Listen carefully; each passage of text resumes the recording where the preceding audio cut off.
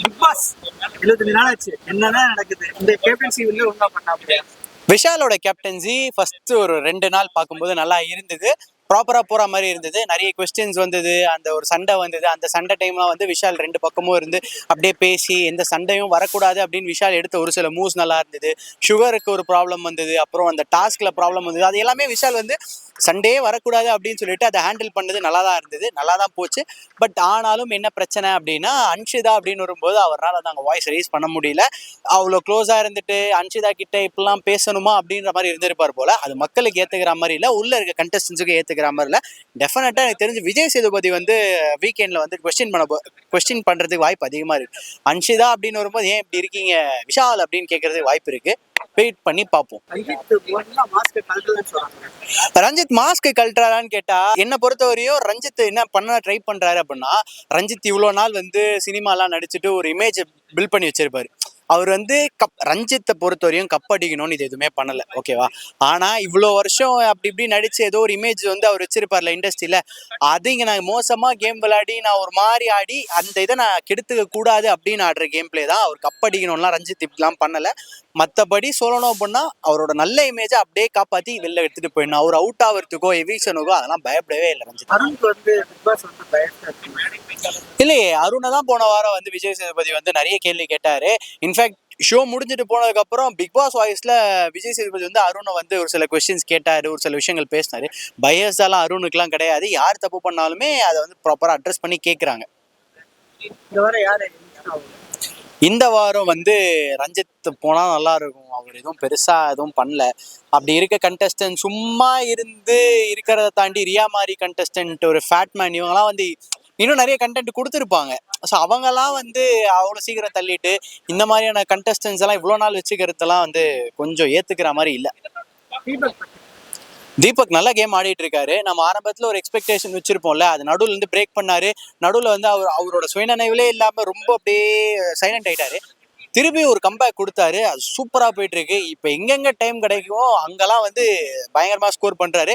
எனக்கு தெரிஞ்சு இந்த வயசுல ஒரு மனுஷன், அதாவது மற்ற கண்டஸ்டன்ட்டை தாண்டி தீபக் ஏஜ் அதிகம், அந்த மாதிரி இவ்வளோ சீசன்ஸ்ல பெஸ்டா பண்ணது இவரோட ஏஜ் குரூப்ல அப்படின்னா தீபக்க சொல்லுவேன். ராணவுக்கு வந்து அடிபட்டுச்சான்னு கேட்டா, ஆமா அது ஆப்வியஸா அடிபட்டா மாதிரி தான் இருந்தது.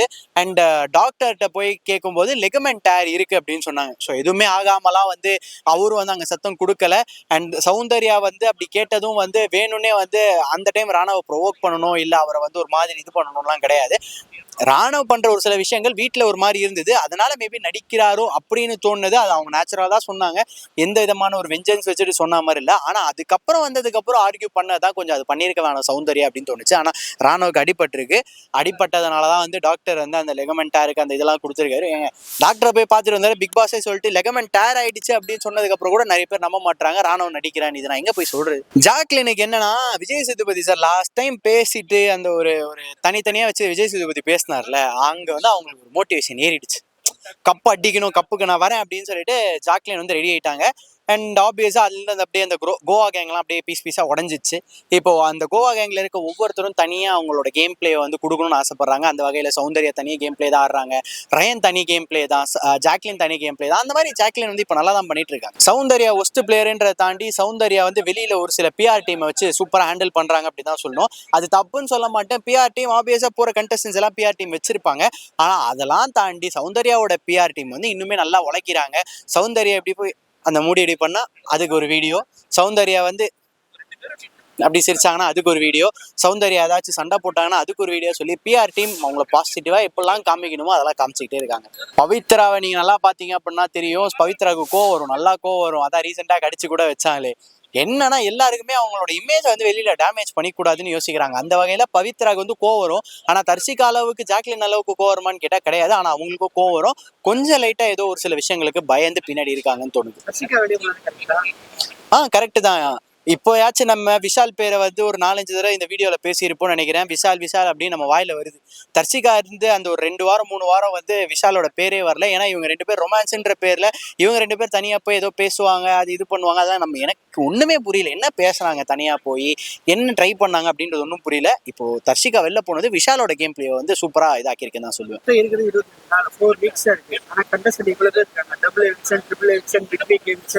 இதுக்கு மேல டபுள் எவிக்ஷன் வந்து பண்ண மாட்டாங்க, ஒரு எவிக்ஷனா தான் பண்ணுவாங்க. ஏன்னா கண்டஸ்டன்ஸ் ரொம்ப இப்பவே கண்டென்ட் இல்ல, இருக்க 4 பேரையும் வெளில அமுச்சு விட்டா என்ன கண்டென்ட் வரும் பிக் பாஸுக்கு? அதனால அது பண்ண மாட்டாங்க. மேபி வெளில போன எல்லா கண்டஸ்டன்ஸ் அவங்கள கூட்டு வருவாங்க, மார்க் மை வேர்ட்ஸ், வெளில போன கண்டஸ்டன்ஸ் திருப்பி கூட்டு வருவாங்க. அவங்கள ஒரு வைல்ட் கார்டு மாதிரி சும்மா கொஞ்ச நாள், ஒரு 2-3 நாள் அப்படி இல்ல ஒரு வாரம் அப்படி வச்சு இது பண்ண வாய்ப்பு இருக்கு. ஜெஃப்ரி கேம் பிளே எனக்கு சுத்தமா பிடிக்கல. டு பி ஃப்ராங்க், என்னென்னமோ ட்ரை பண்றாரு. ஆனா வந்து அந்த ராணவ தள்ளி விட்டது அதெல்லாம் வந்து வாண்டடா பண்ணாரான்னு கேட்டா கிடையாது. தீபக்கையும் வாண்டடா தள்ளி விடல. தீபக் வந்து ஜெஃப்ரியோட ஒரு இதுல வந்து டே கல்லு கொடுத்துரு அப்படின்னு சொல்லும்போது ஜெஃப்ரி தள்ளி விட்டது வந்து ஜெஃப்ரியோட ஒரு கேம் பிளே. அதுக்கு தீபக் வந்து டேய் இப்போ நீ வேணும் தானே தள்ளி விட்ட அப்படின்னு வந்து அது ஒரு நார்மலான ஒரு விஷயமா அப்படியே பார்த்துட்டு அதை ஹேண்டில் பண்ணது தீபக்கோட கேம் பிளே. தீபக் மெச்சூரிட்டியா வந்து அவரோட அந்த ஒரு கேம் பிளே வந்து சூப்பரா வந்து அங்கே காமிச்சாரு. அவரோட வயசுக்கு அவர் அதான் பண்ண முடியும். தீபக் ஜெஃப்ரி தள்ளி விட்டதுக்கு திருப்பியும் வந்து வா நான் உன்னை தள்ளி விட்டே ஆகணும் அப்படின்னா அது கரெக்ட் கிடையாது. ஸோ அந்த வகையில ஜெஃப்ரி அவரோட ஏஜுக்கு என்ன பண்ண முடியுமோ, அவர் எப்படி துருத்துருன்னு இருக்கணுமோ அப்படி துருத்துருன்னு இருந்தாரு. தீபக் அவரோட மெச்சூரிட்டிக்கு ஏற்ற மாதிரி ஒரு சில விஷயங்கள் தான் கேட்கணும், ஒரு சில விஷயங்களை அப்படியே நார்மலா பேசி விட்டுணுன்றத கரெக்டா பண்ணாரு. என்னை பொறுத்தவரையிலும் இப்போ நம்ம வந்து தமிழ் இண்டஸ்ட்ரியை எடுத்துக்கிட்டோம்னா, தமிழ் ஃபிலிம் இண்டஸ்ட்ரி எல்லா ஹீரோஸும் அடிக்கடி ஒரு படம் பண்ணாதான் அந்த இண்டஸ்ட்ரி நல்லா இருக்கும். ஒரே ஆக்டர் வந்து இவ்வளோ படம் பண்ணிட்டா அது சீரியல் மாதிரி இருக்கும்.